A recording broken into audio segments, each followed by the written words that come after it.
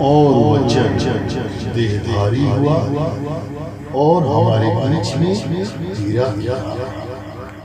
विश्वास के जीवन में मुझे किसका क्यों है डर। विश्वास के जीवन में मुझे किसका क्यों है डर। मुश्किलें होंगी मित्र ना होंगे, ये है जीवन का सफर। मुश्किलें होंगी मित्र ना होंगे, ये है जीवन का सफर। यीशु मेरे साथ है सदा, मेरा शरण और गढ़ भी वो है। यीशु मेरे साथ है सदा, मेरा शरण और गढ़ भी वो है। बड़ी सेना भी मेरे विरुद्ध आए, मैं डरूंगा नहीं। बड़ी सेना भी मेरे विरुद्ध आए, मैं डरूंगा नहीं। आस जिस पर थी मेरी वो भी ना मिला वक्त पर। आस जिस पर थी मेरी वो भी ना मिला वक्त पर। यीशु आया प्यार से मेरे आंसू देख कर। यीशु आया प्यार से मेरे आंसू देख कर। यीशु मेरे साथ है सदा, मेरा शरण और गढ़ भी वो है। यीशु मेरे साथ है सदा, मेरा शरण और गढ़ भी वो है। बड़ी सेना भी मेरे विरुद्ध आए, मैं डरूंगा नहीं। बड़ी सेना भी मेरे विरुद्ध आए, मैं डरूंगा नहीं। सारे पत हो कारित हो, झाँके पेड़ की छाया हो। सारे पत हो कारित हो, झाँके पेड़ की छाया हो। एलिया का परमेश्वर मुझको भी संभालेगा। एलिया का परमेश्वर मुझको भी संभालेगा। यीशु मेरे साथ है सदा, मेरा शरण और गढ़ भी वो है। यीशु मेरे साथ है सदा, मेरा शरण और गढ़ भी वो है। बड़ी सेना भी मेरे विरुद्ध आए, मैं डरूंगा नहीं। बड़ी सेना भी मेरे विरुद्ध आए, मैं डरूंगा नहीं। कल की चिंता क्यों मुझे, यीशु मेरे साथ सदा। कल की चिंता क्यों मुझे, यीशु मेरे साथ सदा। व्याकुल ना हो तू बेटे, वो तुझे संभालेगा। व्याकुल ना हो तू बेटे, वो तुझे संभालेगा।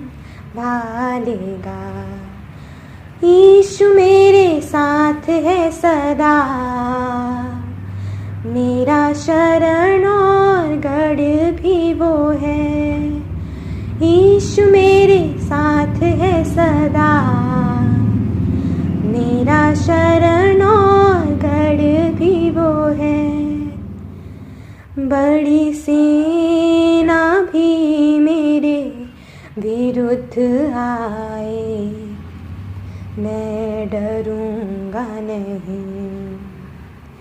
बड़ी सेना भी मेरे विरुद्ध आए, मैं डरूंगा नहीं।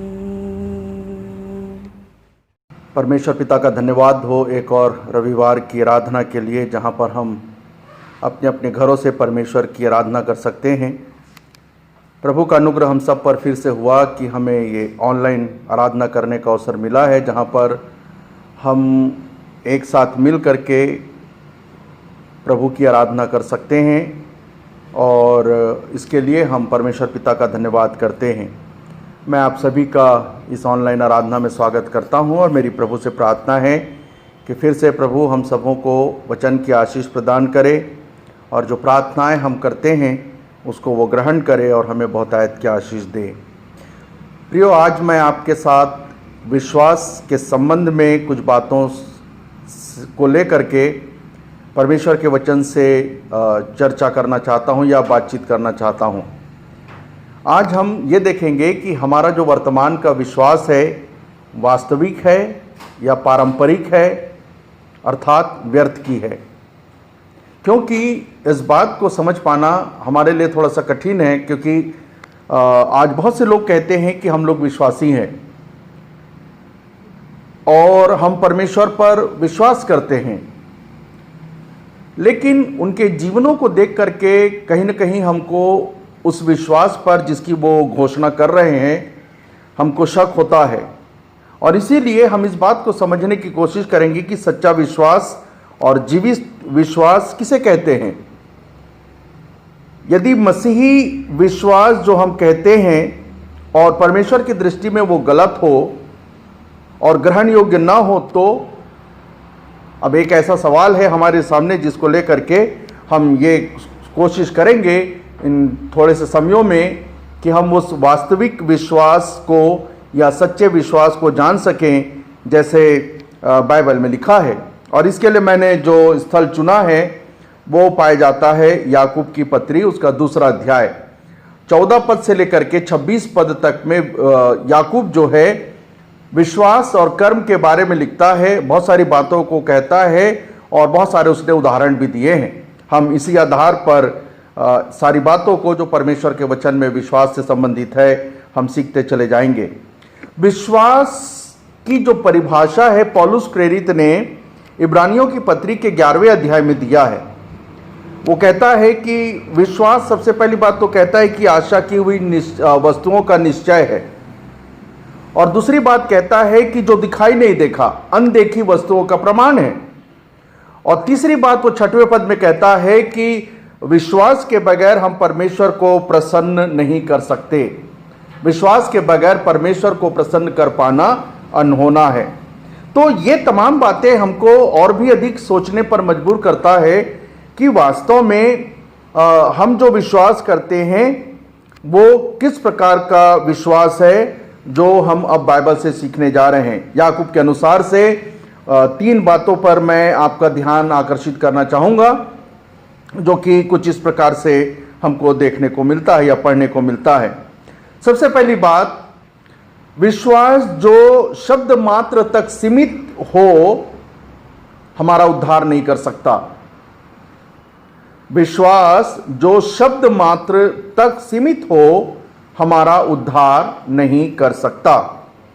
याकूब की पत्री उसका 2 अध्याय उसके 14वें पद को यदि अपन पढ़ें तो वो कहता है, हे मेरे भाइयों, यदि कोई कहे कि मुझे विश्वास है पर वो कर्म न करता हो तो उससे क्या लाभ? क्या ऐसा विश्वास कभी उसका उद्धार कर सकता है? अर्थात केवल बातों से हमारा उद्धार नहीं होता। हम जो आपस में कहते हैं कि हम विश्वासी हैं, इससे हमारा उद्धार नहीं होता। हम जो कहते हैं कि परमेश्वर पर विश्वास करते हैं, इससे हमारा उद्धार नहीं होता। क्योंकि यदि बाइबल के अन्य जगहों पर हम जाएं तो बहुत सारी बातें हमको और आपको पढ़ने को मिलती है। यहेजकेल नबी की पुस्तक उसका 33 अध्याय, यहेजकेल नबी की पुस्तक उसका 33 अध्याय और उसके 31 पद को मैं आपके सामने पढ़ना चाहूंगा।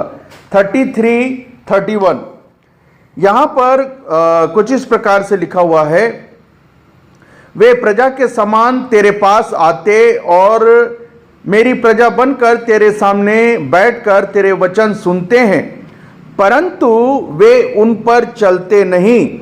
मुंह से तो वो बहुत प्रेम दिखाते हैं, परंतु उनका मन लालच ही में लगा रहता है।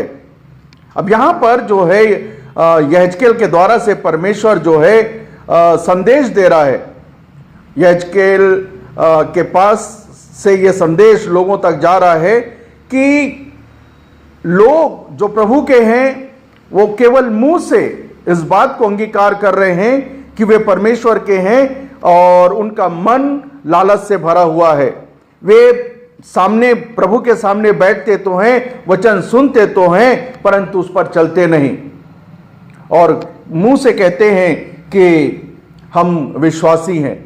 प्रियो, ऐसा विश्वास जो है उद्धार नहीं दे सकता। मरकुस रचित सुसमाचार उसका 7 अध्याय और उसके 6वें पद में कुछ इस प्रकार से लिखा है।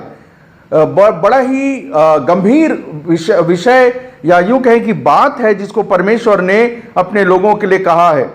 7वां अध्याय 6वां पद, इसमें जो दूसरा भाग है वो यहां पर ऐसा लिखा हुआ है, ये लोग होठों से तो मेरा आदर करते हैं परंतु उनका मन मुझसे दूर रहता है। जो भी कुछ ऐसा नजर आ रहा है कि कहा जा रहा है या विश्वास करने की बात कही जा रही है, वो केवल शब्द मात्र से हो रहा है। और यदि अपन तीतुस की पत्री निकालें, तीतुस की पत्री उसका 1 अध्याय और 16वां पद, तीतुस की पत्री उसका 1 अध्याय और उसका 16वां पद, तो वहां पर भी कुछ अलग प्रकार की बातें तीतुस के द्वारा से लिखा हुआ है। 16वें पद में इस प्रकार से लिखा है, वे कहते हैं कि हम परमेश्वर को जानते हैं पर अपने कामों से उसका इनकार करते हैं। वे कहते हैं कि हम परमेश्वर को जानते हैं परंतु उनके काम बताते हैं कि वे वास्तव में परमेश्वर को नहीं जानते। वे केवल शब्द मात्र से जानने की बात कर रहे हैं, या मैं ये कहना चाहूंगा कि वे शब्द मात्र से विश्वास की बात कर रहे हैं। और इसके विरुद्ध में बाइबल में एक बहुत सुंदर सा जगह है जहां पर हम इस बात को पढ़ते हैं। रोमियो की पत्री उसका 10वां अध्याय, रोमियो की पत्री उसका 10वां अध्याय और 9 और 10 पद को मैं आपके सामने पढ़ना चाहूंगा। यदि तू अपने मुंह से यीशु को प्रभु जानकर अंगीकार करे और अपने मन में विश्वास करे कि परमेश्वर ने उसे मरे हुओं में से जिलाया, तो तू निश्चय उद्धार पाएगा। फिर उसके बाद 10वें पद में लिखा है, क्योंकि धार्मिकता के लिए मन से विश्वास किया जाता है और उद्धार के लिए मुंह से अंगीकार किया जाता है। यह अंगीकार करना कि मैं विश्वास करता हूं, और विश्वास जो है याकूब ने कर्म के साथ जोड़ा है। विश्वास कोई ऐसी चीज नहीं है जिसको लोग जान सके, लेकिन जब आप कर्म करते हैं तो निश्चित ही वो इस बात को प्रकट करता है कि हां, आप विश्वास करते हैं।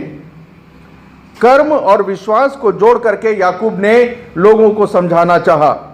तो शब्द मात्र हमारे और आपके उद्धार का कारण नहीं हो सकते। हमको उसके साथ कर्म करना होगा और इसी को विश्वास बोलते हैं। दूसरी बात जो मैं आपके सामने रखना चाहता हूं वो ये है कि विश्वास जो परंपरा मात्र तक सीमित हो उससे भी उद्धार नहीं हो सकता। विश्वास जो परंपराओं पर आधारित हो उससे भी हमारा उद्धार नहीं हो सकता। याकूब इन बातों को अपने दूसरे अध्याय के 17 और 18वां पद में कुछ इस प्रकार से कहता है। याकूब की पत्री उसका दूसरा अध्याय उसके 17वें और 18वें पद में कुछ इस प्रकार से लिखा है, विश्वास यदि कर्म समित ना हो तो अपने स्वभाव में मरा हुआ है। वरन कोई कह सकता है तुझे विश्वास है और मैं कर्म करता हूं, तू अपना विश्वास मुझे कर्म बिना दिखा और मैं अपना विश्वास अपने कामों के द्वारा तुझे दिखाऊंगा। यहां कंपैरिजन किया गया है और यह बताने की कोशिश की गई है कि विश्वास और कर्म दोनों जो है एक दूसरे के पूरक हैं। अब इसके बगैर जो है जो चीजें होती है केवल वो परंपराओं और सिस्टमों के तहत हो जाती है। ये अब लूका रचित सुसमाचार, यहां पर एक खूबसूरत सी बात लिखा, 18वां अध्याय लूका रचित सुसमाचार 18 अध्याय और उसके 18वें पद में कुछ इस प्रकार से लिखा है, किसी सरदार ने, धनवान व्यक्ति है ये, किसी सरदार ने उससे पूछा, यीशु से पूछा, हे उत्तम गुरु, अनंत जीवन का अधिकारी होने के लिए क्या करूं? अब इसको साधारण रीति से पढ़ने से हमको कुछ समझ में नहीं आता। हमको लगता है कि बिल्कुल ही सही बात बोल रहा है कि क्या करूं, लेकिन एक जगह हम पढ़ें उसके बाद मैं इसको समझाऊंगा। इफिसियों की पत्री उसका दूसरा अध्याय, इफिसियों की पत्री उसका दूसरा अध्याय और उसके 8 और 9 पद को मैं आपके सामने पढ़ना चाहूंगा। यहां पर लिखा है, क्योंकि विश्वास के द्वारा अनुग्रह से ही तुम्हारा उद्धार हुआ है और यह तुम्हारी ओर से नहीं वरन परमेश्वर का दान है और न कर्मों के कारण से, ऐसा ना हो कि कोई घमंड करे। अब यहां पर जो कर्म की बात हम कर रहे हैं वो धनवान व्यक्ति को कुछ ऐसा नजर आया जिसको लेकर के कहता है कि प्रभु जी, लोग इस संसार में धर्म के ऐसे ऐसे काम कर रहे हैं जैसे जिससे उनको लगता है कि उनको सब कुछ प्राप्त होता है। तो उसी बात को, उसी परंपरा की बातों को लेकर के यह धनवान यीशु मसीह के पास आया और कहता है कि अनंत जीवन का अधिकारी होने के लिए मैं क्या करूं? क्योंकि परंपराओं के अनुसार से हमने यही सीखा है कि कुछ पाने के लिए कुछ करना होता है, तो मैं क्या करूं? लेकिन जब उद्धार की बात होती है तो उद्धार जो है ये कहता है कि ये विश्वास, हमारा विश्वास और परमेश्वर का अनुग्रह इसी से होता है, कर्मों के कारण से नहीं, जो जिस कर्म की बात ये धनवान व्यक्ति कर रहा है।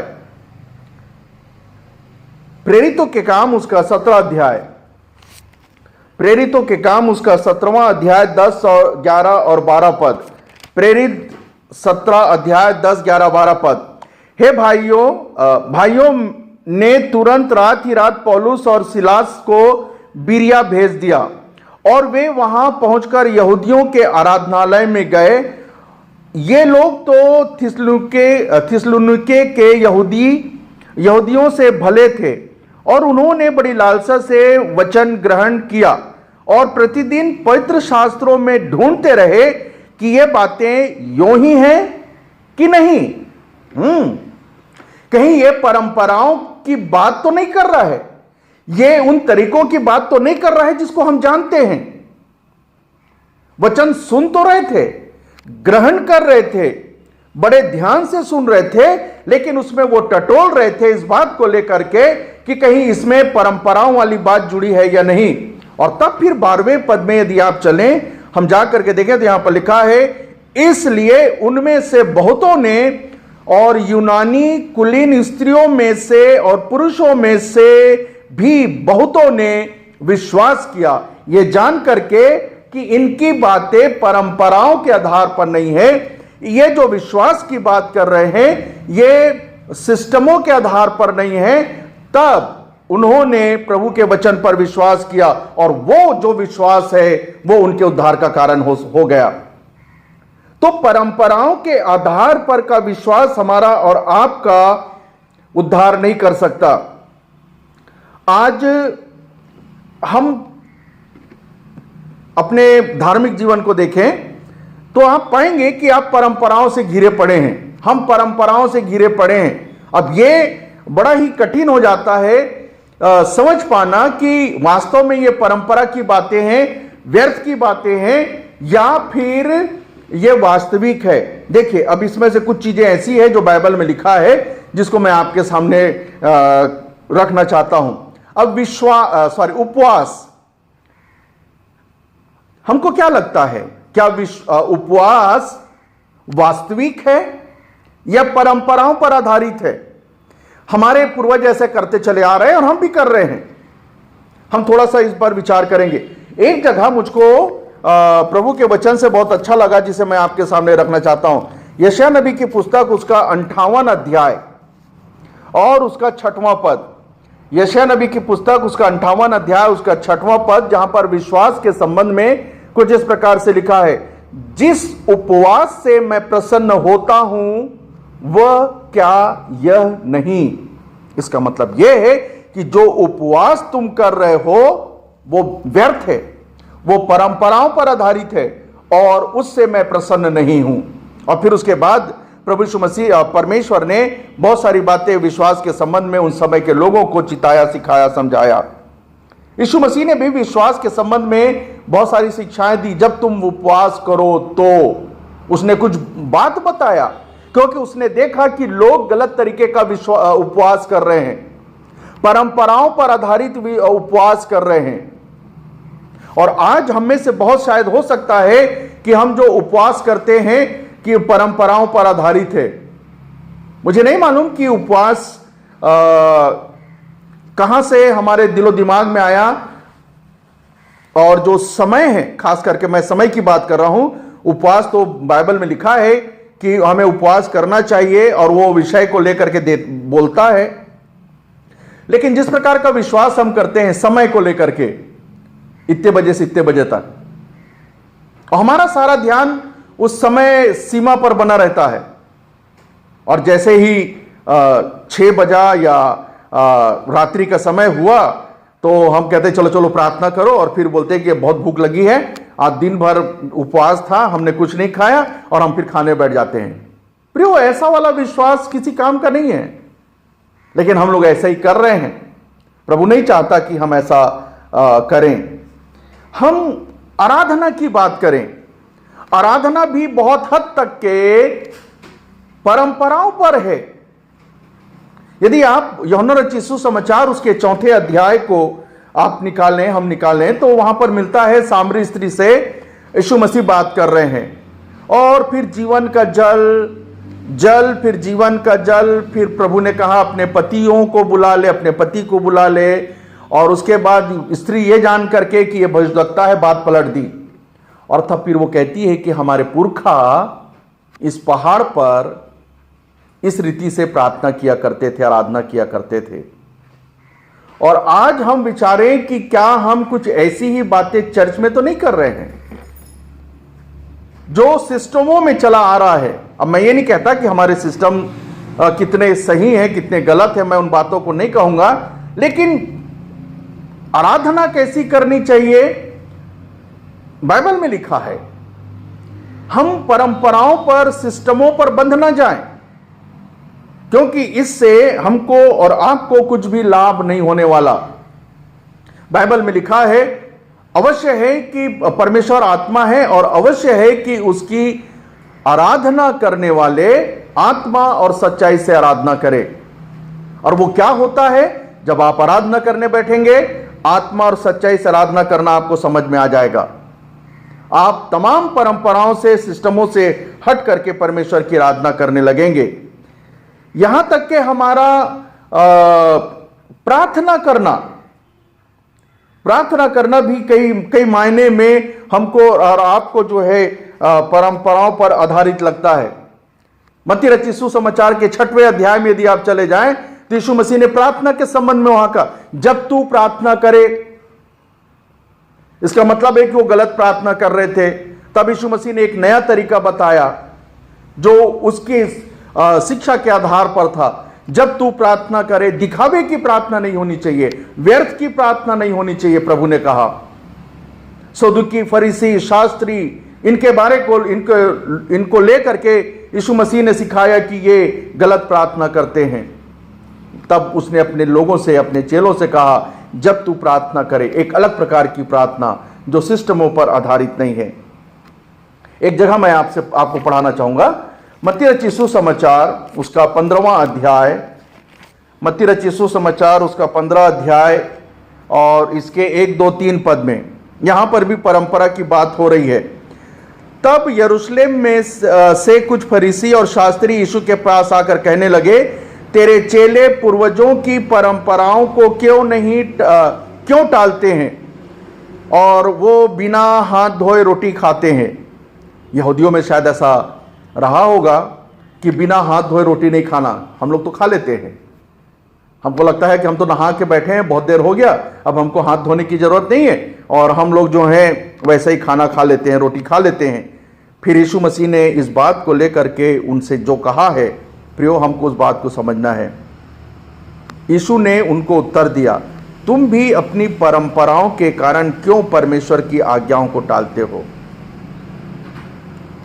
आज परंपराएं यदि मुझको मेरे परमेश्वर की आज्ञा मानने से हटा रहा है, अलग कर रहा है, तो मुझको और आपको इस पर ध्यान देना पड़ेगा।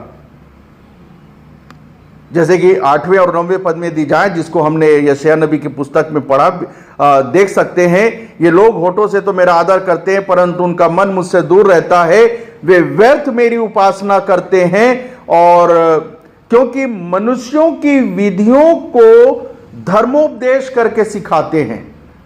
मनुष्यों की विधियों को, तौर तरीकों को, परंपराओं को यह कह करके कि यही हमारा तरीका है, वो लोगों को सिखाते हैं। और आज इस कारण मैं कह रहा हूं कि परंपरा जो है, विश्वास यदि परंपरा पर सीमित हो तो वो उससे हमारा और आपका उद्धार नहीं हो सकता। पौलुस ने इसे कर्मों के साथ जोड़ा है और हमको उसको उसी रीति से देखना पड़ेगा। और एक अंतिम बात मैं आपके सामने रखना चाहूंगा विश्वास से संबंधित, वो ये है, विश्वास जो ज्ञान तक सीमित हो। बहुत सारे लोग जो हैं बाइबल का ज्ञान रखते हैं, एक पास्टर से भी बढ़ करके, एक अच्छे पढ़े लिखे पास्टर से भी बढ़ करके, जिसको परमेश्वर के वचन का ज्ञान है। पहला कुरिन्थियों की पत्री उसके 13वें अध्याय में जो उस जगह को हम अच्छी तरह से जानते हैं, प्रेम के संबंध में लिखा हुआ है। पहला कुरिन्थी उसका 13वां अध्याय 1, 2 और 3 पद में आपके सामने रखना चाहूंगा। यहां पर लिखा है, यदि मैं मनुष्यों और स्वर्गदूतों की बोलियां बोलूं और प्रेम न रखूं तो मैं ठनठनाता हुआ पीतल और झंझनाती हुई झांझ हूं। और यदि मैं भविष्यवाणी कर सकूं और सब प्रकार के भेद और सब प्रकार के ज्ञान को समझूं, और मुझे यहां तक पूरा विश्वास हो कि मैं पहाड़ों को हटा दूं, परंतु प्रेम न रखूं तो यह भी मेरे लिए व्यर्थ है। कहता है, यदि मैं अपनी संपूर्ण संपत्ति कंगालों को खिला दूं और अपनी देह जलाने के लिए दे दूं और प्रेम न रखूं तो मुझे कुछ भी लाभ नहीं। सब कुछ मालूम है, ज्ञान है उसे, ऐसा करने से ऐसा होगा, ऐसा ना करने से ऐसा होगा। पौलुस कहता है कि लोग जानते हैं, कुरिन्थ के लोगों को मालूम है इन चीजों के बारे में, लेकिन फिर भी वो उस ज्ञान को ज्ञान तक ही सीमित रखते हैं, उससे विश्वास करने में आगे नहीं बढ़ते। एक और बात जो है, मरकुस रचित सुसमाचार 3 अध्याय और उसके 11वें पद में लिखा हुआ है। मरकुस रचित सुसमाचार उसका 3रा अध्याय और उसका 11वां पद कुछ इस प्रकार से यहां पर लिखा हुआ है, 3 का 11, अशुद्ध आत्माएं भी जब उसे देखती थी तो उसके आगे गिर पड़ती थी और चिल्लाकर कहती थी कि तू परमेश्वर का पुत्र है। अशुद्ध आत्माओं को भी यीशु मसीह का ज्ञान था कि यह परमेश्वर का पुत्र है, और ऐसा ज्ञान जो उनके उद्धार का कारण ना हो सके इस काम का। और ऐसे हम में से बहुत सारे लोग जो हैं आज जानते हैं कि यीशु मसीह उद्धार करता है, यीशु मसीह परमेश्वर का पुत्र है, लेकिन हम उस पर विश्वास नहीं करते। हमें ज्ञान तो है, हम जानते तो हैं, लेकिन हम विश्वास नहीं कर पा रहे हैं। लूका रचित सुसमाचार उसके 4 अध्याय को हम देखेंगे। लूका रचित सुसमाचार उसका 4 अध्याय और उसका 41 पद 4:41 इस प्रकार से लिखा हुआ है, और दुष्ट आत्माएं भी चिल्लाती और यह कहती हुई कि तू परमेश्वर का पुत्र है, बहुतों में से निकल गई। और फिर उसके बाद क्या लिखा है, पर वह उन्हें डांटता और बोलने नहीं देता था, क्योंकि वे जानती थी कि वो मसीह है। देखिए, दुष्ट आत्माओं को तो यहां तक मालूम था कि यीशु मसीह न केवल परमेश्वर का पुत्र था, लेकिन वो मसीह भी है। मसीह का मतलब होता है अभिषिक्त जन, जो परमेश्वर के किसी खास काम के लिए आया हुआ है। और बाइबल में हमें बताती है कि वो अपने लोगों का उनको पापों से छुड़ाने के लिए, उनका उद्धार करने के लिए इस पृथ्वी पर आया मसीह। इस बात की जानकारी दुष्ट आत्माओं को थी, लेकिन वो कभी भी उन्होंने परमेश्वर पर विश्वास नहीं किया।